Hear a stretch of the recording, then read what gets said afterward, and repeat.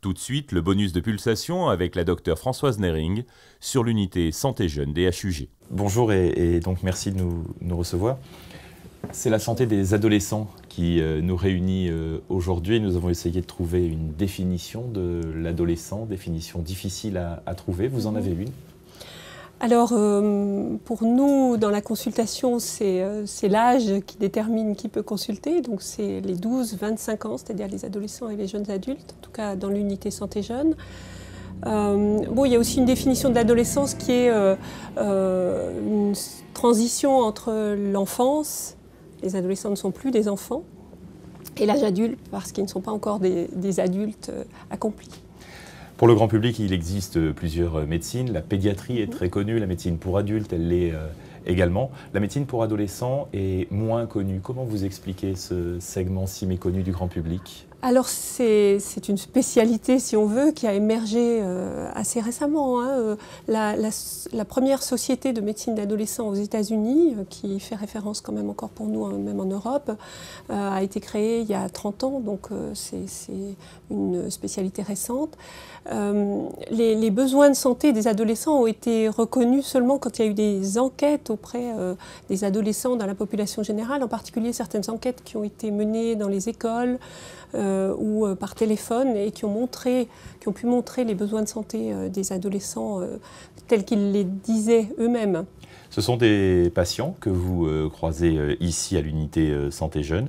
Quel est son rôle? Quelle est sa définition, cette unité Alors l'unité Santé Jeune a été créée à partir du programme transversal adolescents et jeunes adultes, avec la mission première de faciliter l'accès aux soins des adolescents et des jeunes adultes, en particulier ceux qui ont le moins accès aux soins, c'est-à-dire qui sont le plus en difficulté, ou bien qui ne connaissent pas bien le système de santé, ou bien alors qui interrompent leurs soins et qui nous sont réadressés pour qu'on facilite leur accès aux soins, que ce soit des soins physiques, médicaux, ou des soins psychiatriques ou psychologiques, ou bien des soins plus spécialisés parfois. Vous avez le sentiment aujourd'hui que lorsque vous êtes avec des patients adolescents, vous faites le même métier qu'avec des adultes ou avec des enfants, ou au contraire, pendant la consultation, votre rôle est en partie différent? Alors, moi j'ai le sentiment que notre rôle est assez différent, à la fois pour l'expression de ces besoins de santé et de ces problèmes, et à la fois pour les aspects de relation entre le médecin et son patient. Vous devez vous faire accepter d'abord? Oui, alors on doit effectivement se faire accepter d'abord. On doit aussi être suffisamment attentif pour aborder des problèmes que les adolescents n'aborderaient pas eux-mêmes. Parce que les adolescents, finalement, ont toujours consulté en pédiatrie ou en médecine de famille, accompagnés par leurs parents. Ils n'ont encore jamais consulté seuls. Et ici, c'est quelquefois la première occasion qu'ils ont de rencontrer un médecin, en tout cas dans une partie de la consultation, tout seul. L'autre aspect, c'est qu'il faut organiser justement ce fait de développer la confidentialité autour de l'adolescent et de pouvoir l'expliquer à ses proches, en particulier aux parents ou aux éducateurs qui sont là ou aux autres professionnels. Vous devez mettre l'entourage aussi en confiance? Alors, en confiance, oui. On peut dire aussi qu'on doit expliquer beaucoup comment on procède et on doit expliquer beaucoup aussi pourquoi, par exemple, ce problème se développe de cette façon, parce que c'est au moment de l'adolescence que ça surgit. Si on pense à l'anorexie ou même au simple problème des vaccinations, on voit beaucoup de jeunes migrants dans notre consultation et on aborde beaucoup ces problèmes de la prévention et de la prévention des maladies transmissibles. Et les vaccinations, c'est aussi un thème finalement de discussion dans la consultation.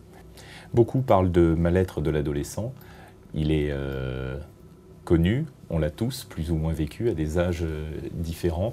C'est un sujet qui revient régulièrement dans les consultations que vous avez avec ces adolescents, même si vous les voyez aussi pour d'autres choses.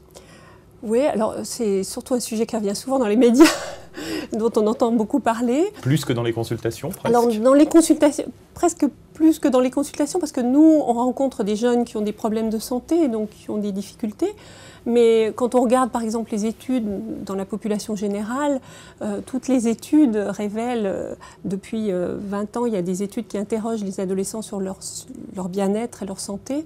Et les études révèlent toujours qu'au moins 80% des adolescents se sentent bien dans leur peau, à l'aise, et que entre 15 et 20% ont des problèmes plus ou moins graves. Alors c'est vrai que nous, on va rencontrer surtout ceux-là, sauf peut-être pour les vaccinations. On fait aussi pas mal de vaccinations, par exemple la vaccination contre le HPV pour les filles. Là, on va rencontrer des filles qui sont en bonne santé et qui se préoccupent de leur santé justement en faisant de la prévention. Mais les jeunes qu'on rencontre dans des consultations qui sont motivés par des problèmes de santé, des maladies, ce sont effectivement souvent des jeunes qui vont mal. Quelquefois, c'est des problèmes physiques et des difficultés à vivre des maladies physiques.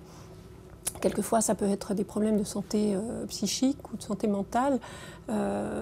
Ces problèmes-là commencent souvent à l'adolescence aussi. On connaît tous la schizophrénie ou des maladies comme la dépression qui va commencer souvent à l'adolescence. Donc là, effectivement, on rencontre des jeunes qui se sentent mal, mais qui ont une maladie. Et à nous, les médecins, de faire l'évaluation et le diagnostic de cette maladie et à trouver les soins et à motiver ces jeunes à se soigner, à pouvoir les aider à se sortir de ces problèmes-là. Vous nous l'avez dit, c'est parfois une relation à trois entre l'adolescent lui-même, vous-même, et l'entourage, parents ou éducateurs. Qui a la main? L'adolescent, vous le responsabilisez au maximum? Alors oui, nous avons vraiment un cadre dans toute l'équipe. Peut-être on peut dire aussi, détailler peut-être que dans l'équipe, il y a des médecins comme moi, généralistes ou pédiatres ou internistes. Il y a des gynécologues, il y a aussi des psychiatres, et puis des infirmières qui travaillent avec nous et des réceptionnistes qui jouent un grand rôle dans cette relation et cet accueil aux adolescents et aux jeunes qui viennent consulter ici. La responsabilisation, évidemment, on va essayer d'utiliser cette occasion unique de rencontrer un médecin quelquefois. C'est quelquefois des jeunes qui viennent pour une angine, par exemple, pour essayer de leur apprendre comment on consulte, qu'est-ce qu'on peut dire au médecin. Les jeunes sont parfois étonnés qu'on puisse, par exemple, parler de sexualité avec un médecin ou à la fois ça les gêne, mais à la fois ils ne se représentent pas que le rôle du médecin puisse être d'aborder ces problèmes-là. Pourtant, il y a les infections sexuellement transmissibles, il y a la prévention des grossesses, il y a tout ce qu'il y a autour de la gynécologie. Nous, on défend beaucoup le travail avec les parents, malgré tout.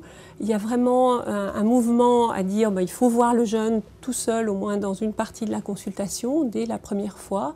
Mais on va toujours essayer, même des jeunes qui viennent consulter seuls, on va toujours essayer de rencontrer les parents, de travailler avec les parents et avec l'entourage. Quelquefois, c'est aussi avec l'école, avec les éducateurs, avec les travailleurs sociaux qui interviennent autour de ce jeune.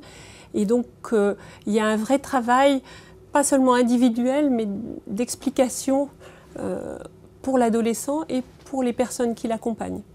À l'adolescence, et c'est peut-être plus vrai encore pour les garçons, on se sent très fort et indestructible. Vous avez le sentiment aujourd'hui que les filles sont plus à l'aise avec l'environnement médical que les jeunes garçons que vous voyez?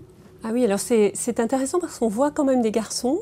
Comme je vous disais, on a une bonne partie de notre clientèle qui sont des jeunes migrants, soit des jeunes mineurs non accompagnés, soit des jeunes migrants qui arrivent avec leur famille en Suisse. Et là, on voit beaucoup de garçons, justement, parce qu'ils viennent au début, sans doute, souvent pour un bilan de santé, simplement. Et puis, c'est vrai qu'on a plus de filles que de garçons de façon générale, mais comme vous savez, chez les médecins ou à l'hôpital, en général, il y a plus de femmes que d'hommes qui consultent. Ce qu'on voit quand même, c'est que les garçons, quand ils comprennent un peu le rôle du médecin, peuvent aussi avoir des motifs de consultation. Et finalement, ça passe peut-être moins autour du corps que les filles, où elles sont beaucoup plus touchées par le développement physique, le développement de leur image corporelle, tout ce qui est en jeu aussi dans les images médiatiques qu'on voit du corps de la femme et de son contrôle. Mais pour les garçons, il y a aussi maintenant beaucoup de raisons de pouvoir consulter qui sont plutôt la prévention des maladies, des questions autour de leur développement, de la puberté ou des questions qui peuvent se poser à eux. Et puis, il y a des garçons qui sont, alors là, qui viennent souvent pas spontanément, qui sont plutôt accompagnés par leurs parents ou par les éducateurs pour des prises de risques, que ce soit au niveau de consommation de substances, de tabac, de cannabis ou d'autres substances, mais aussi les prises de risques quelquefois au volant, dans la violence, dans le sport. Parce qu'elles ne sont jamais anodines, ces prises de risques. Elles veulent dire quelque chose à l'adolescence. Elles peuvent dire quelque chose à l'adolescence. Oui, on peut essayer de comprendre quelquefois des choses qui sont cachées ou masquées par ces prises de risques. Quelquefois, ces prises de risques sont quand même anodines, parce que ça peut être... c'est par l'expérimentation que l'adolescent va apprendre ses limites, et ça peut être des conduites, on appelle ça des conduites d'essai, essayer pour se trouver. Mais quelquefois, ce sont effectivement des prises de risques qui masquent soit des dépressions ou des maladies psychiatriques, soit des malaises liés à un vécu par rapport aux relations avec l'entourage, aux relations familiales, à des difficultés souvent importantes pour trouver sa place dans la famille, dans la société.